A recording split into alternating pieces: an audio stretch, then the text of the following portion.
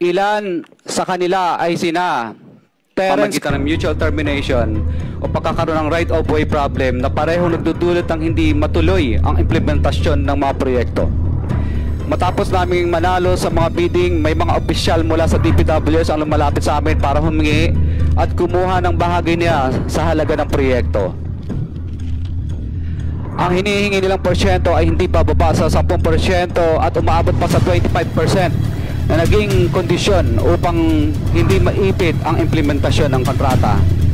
Ito ay binibigay namin sa kanila ng cash. Ang bawat transaksyon ay may karampatang voucher at ledger na nagsasaad ng mga araw at kung kailan nila ito natanggap. Ilan sa kanila ay sina Terence Calatrava, former Undersecretary of Office of the Presidential Assistant of the Visayas of the Philippines, Kong Roman Romulo of Pasig City, Kong Jojo Ang of Uswag Ilonggo Party List, Congressman Patrick Michael Vargas of Quezon City, Kong Juan Carlos Arjo Aitayde of Quezon City,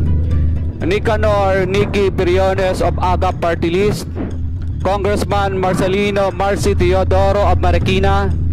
Congressman Florida Robes of San Jose del Monte, Bulacan, Congressman Leandro Jesus Madroño of Romblon, Congressman Benjamin Benji Agarao Jr., Congressman Florencio Gabriel Bemnoel of Anwar Party List, Kong Leo de Ode Tariela of Occidental Mindoro,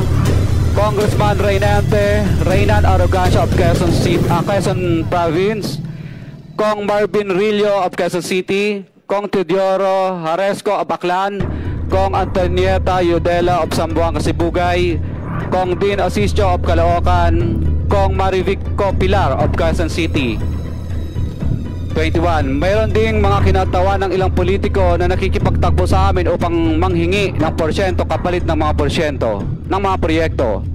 Ang mga porsyentong ito ay 25% ay ipinipilit sa amin bilang karaniwang kalakaran na wala akong kakainang tanggihan. Ilan sa kanila ay sina Regional Director Eduardo Virgilio of DPWs Region 5, Director Ramon Ariola III of Unified Management UPMO, District Engineer Henry Alcantara, DPWs Bulacan First, Undersecretary Robert Bernardo, District Engineer Aristotle Ramos of DPWs Metro First, Pasig City, District Engineer Manny Bulusan of DPWs North Manila Deo, District Engineer Edgardo Sipingol of DPWs Bulacan Sabdeo, District Engineer Michael Rosaria of DPWs Quezon Second Deo. Karamihan sa mga kawani ng DPWs na nabanggit